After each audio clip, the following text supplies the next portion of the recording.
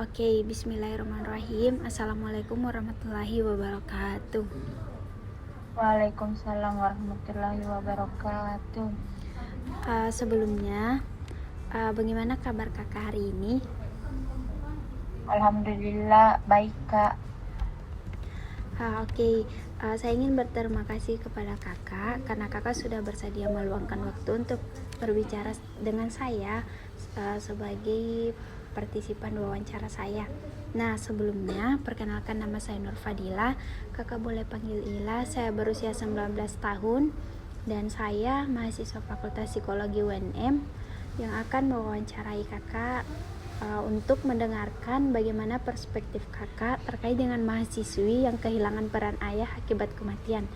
Untuk sesi ini lebih akrab lagi, kakak boleh perkenalkan nama kakak terlebih dahulu. Baik, sebelumnya saya DE, sama seperti Kakak dari Fakultas Psikologi Universitas Negeri Makassar. Oke, kakak. Sebelum masuk, saya ingin meminta izin kepada kakak. Apakah kakak bersedia memberikan saya izin untuk mengambil rekaman suara dalam proses wawancara ini? Baik, Kak, boleh. Oke. Yang ingin saya tanyakan kepada kakak, pertama, bagaimana sih gambaran umum tentang kehidupan sehari-hari kakak? Apa saja hal-hal yang biasa mengisi hari-hari kakak?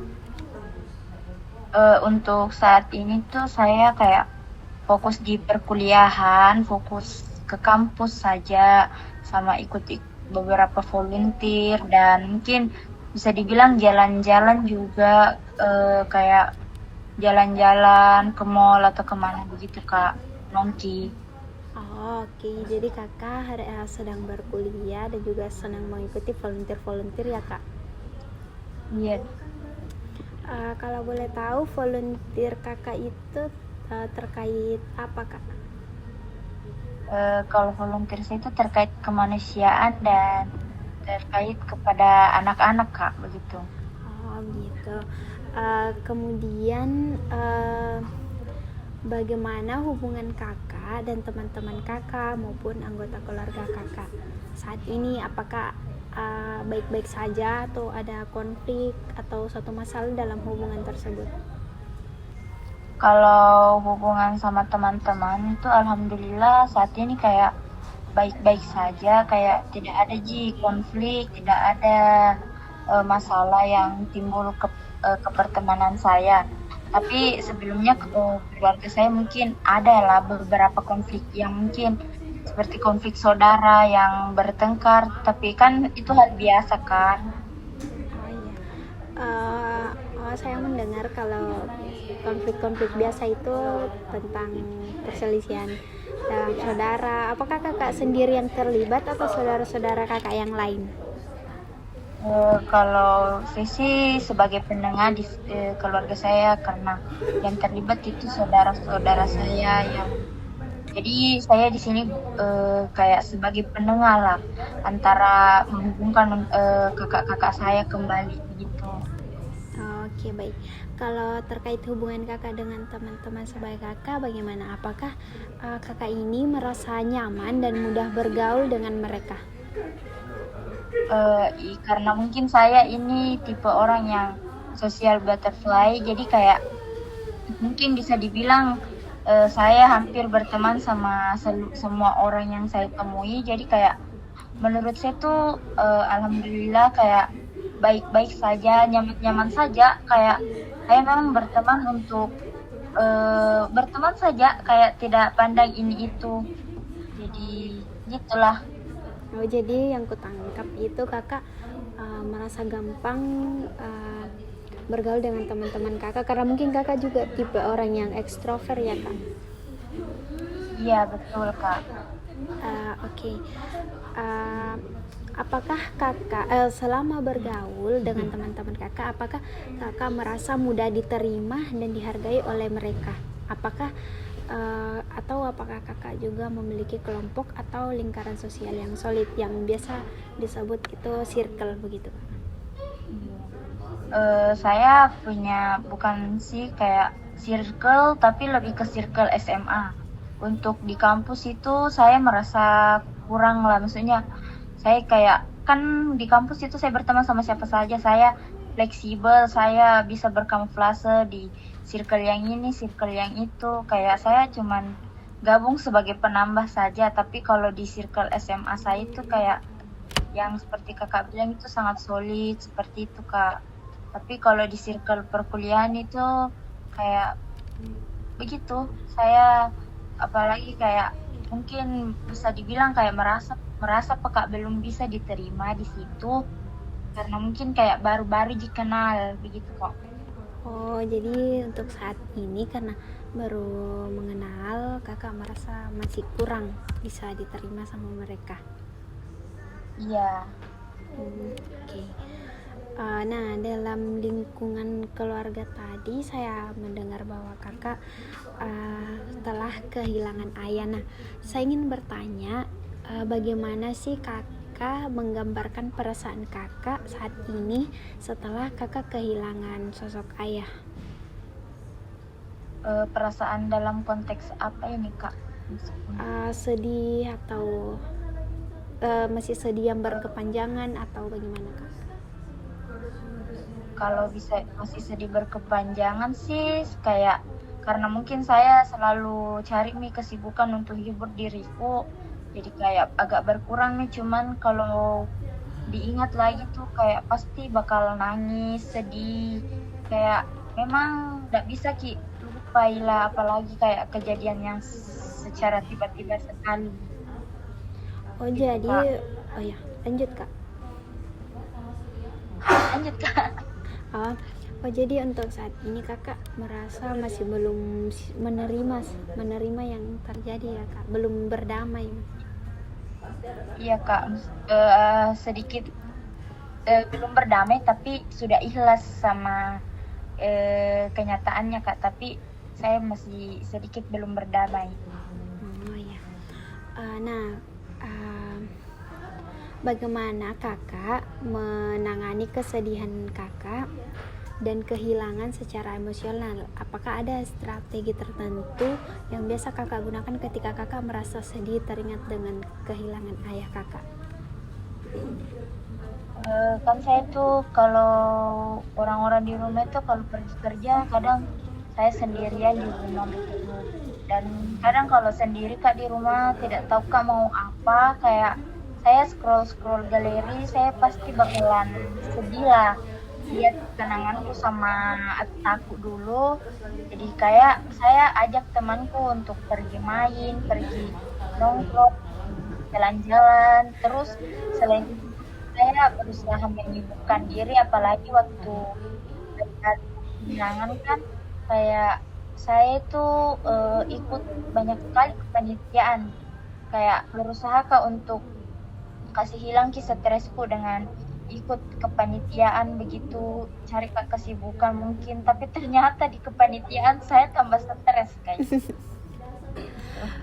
Oh jadi kakak masih sering merasa stres ya kak akibat dari kehilangan sosok ayah tersebut? Betul kak, waktu awal-awal. Oh oke.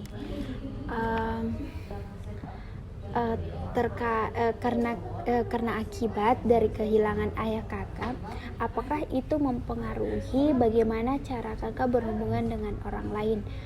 Misalkan ketika ayah kakak masih ada, kakak itu orang yang sangat ceria atau ekstrovert, gampang berbaur dengan orang lain. Tapi ketika ayah kakak sudah tidak ada, apakah itu mempengaruhi cara kakak berkomunikasi dengan orang lain?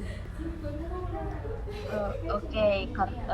Kalau dulu itu waktu zaman masih ada takut di rumah juga itu saya orangnya ribut sekali, cerewet sekali di rumah, kayak kadang tidak jelas sekali, tiba-tiba teriak, tiba-tiba gaya kayak pokoknya jangan. Tapi semenjak kehilangan itu kayak di rumah itu saya orangnya kayak diam lah, kayak karena saya tidak tahu mau cerita apa ke orang-orang kan, jadi kayak saya lebih banyak diam di rumah, nggak kayak dulu yang suka sekali tiba-tiba jadi orang gila begitu. Karena kan saya sama Kak itu karena saking dekatnya tuh Kak kayak sama-sama menggila begitu. Oh iya. Jadi kayak orang-orang bilang memang paling anaknya Pak Syam ini sama-sama gila. Eh, terkait situasi, apakah ada momen atau situasi tertentu yang mungkin bisa memicu munculnya perasaan sedih atau kehilangan yang intens ketika kakak mengingat ayah kakak? Kalau saya sih lebih ke kayak kalau makan atau di tempat umum lihat anak perempuan kayak di foto lah sama bapaknya atau disayang kayak dijaga, pokoknya ingat takut karena begini ke saya. Selain itu juga kalau lihat kecelakaan saya kayak ingat lagi bagaimana takut pergi begitu Kak. Oke, jadi kakak sering merasa sedih ketika melihat orang lain yang lagi berduaan sama ayahnya ya, kayak seperti itu.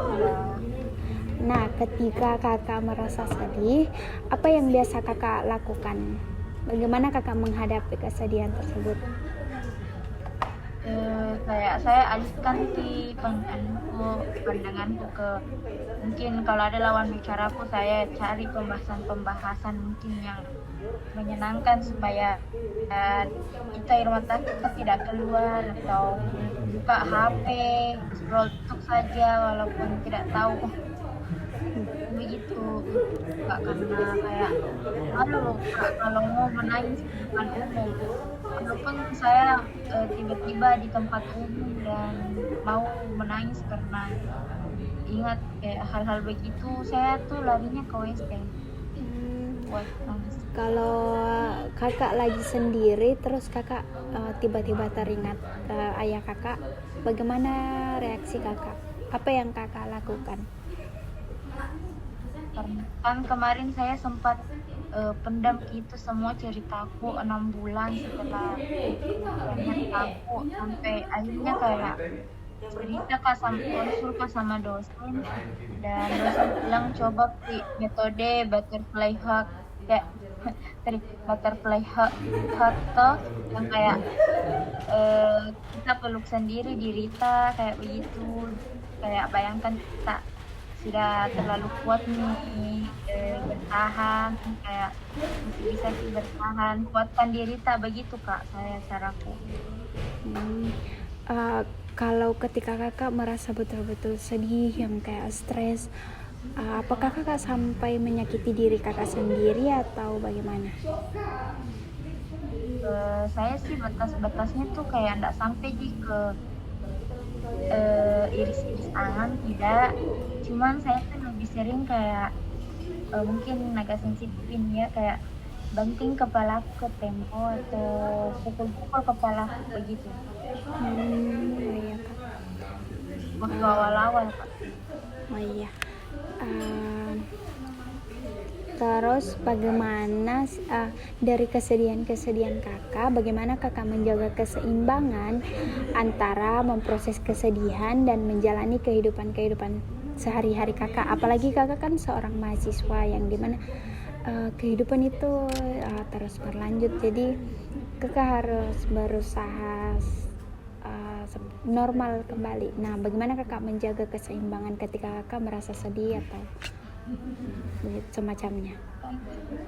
Ya. Oke, kan kita kayak berusaha untuk ikhlas. Kayak harus Kak terima kenyataan kalau memang sudah tidak ada nih. Walaupun kadang masih sering Kak denial kayak tidak ada betul ini Kak bapakku begitu. Cuman kayak lama-lama Kak kalau bilang Kak kalau hidup Kak begini terus kayak nanti tiba-tiba bisa gila Kak gitu Kak, jadi kayak berusaha Kak kuatkan diriku jalan untuk kayak bagaimana hidup normal saja, bagaimana bisa keseimbangan seperti yang kita bilang tidak harus Kak berlarut-larut terus sama kesedihan itu Makanya itu yang saya bilang tadi, carikan kesibukan supaya tidak terlalu saya hal-hal seperti itu. Oh, jadi Tapi mungkin sampai sekarang ini kayak masih sering Kak rasa stresnya bagaimana, apalagi kalau lihat-lihat video-video di Instagram atau di TikTok itu kayak ngerasa Kak, relate sekali ternyata ini sama saya begitu Kak. oke. Jadi dari cara kakak menangani stres kakak sampai saat ini yang mungkin belum sepenuhnya kakak mungkin belum sepenuhnya bisa berdamai. Nah, bagaimana sih? Apakah ada suatu tantangan-tantangan yang pernah kakak hadapi? Mungkin karena belum setahun ini kepergiannya aku, makanya susah untuk berdamaikan.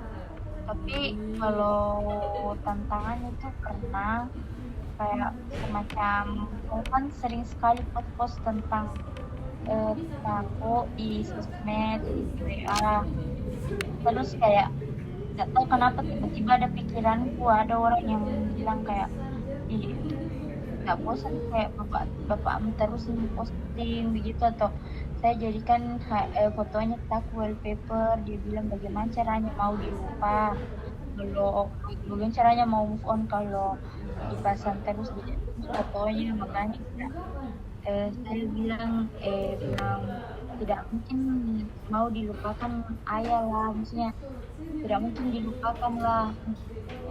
Kalau untuk jelas pastilah, tapi untuk dilupakan itu tidak mungkin gitu Kak. Jadi kayak itu tantangannya saya jadi orang saya itu begitu Kak. Cuman kayak mungkin orang itu kayak tidak ada rasa yang seperti saya rasa, jadi mungkin gampang bilang seperti itu Kak. Oke, Kak. Nah, dari kehilangan ayah kakak, apakah kakak bisa menerima diri kakak sebagai perempuan yang kehilangan sosok ayah? Untuk menerima itu yang tadi aku bilang, saya masih sering dulu denial. Cuman sekarang ini karena kayak ada juga beberapa temanku yang memang dia rasakan nih dari lama kehilangan ayah, kayak saya lihat bagaimana pertumbuhannya dia juga ternyata bisa kuat. Jadi saya juga berusaha Kak kuat kalau bisa ya, tanpa juga, walaupun ya, seperti saya bilang tadi masih sering sedih begitu. Oke. Saya rasa informasi yang kakak berikan sudah cukup. Saya mau mengucapkan terima kasih kepada kakak atas waktu dan usaha yang kakak berikan dalam proses wawancara ini. Semoga kakak bisa cepat berdamai dan bisa menerima diri kakak, dan juga semoga kakak lancar kuliahnya ya. Baik Kak, terima kasih sebelumnya. Oke, saya juga ingin memberitahukan kepada kakak bahwa data yang kakak berikan dalam proses wawancara ini itu hanya diperlakukan secara rahasia dan digunakan secara bertanggung jawab. Digunakan secara bertanggung jawab dan digunakan secara akademik saja. Nah,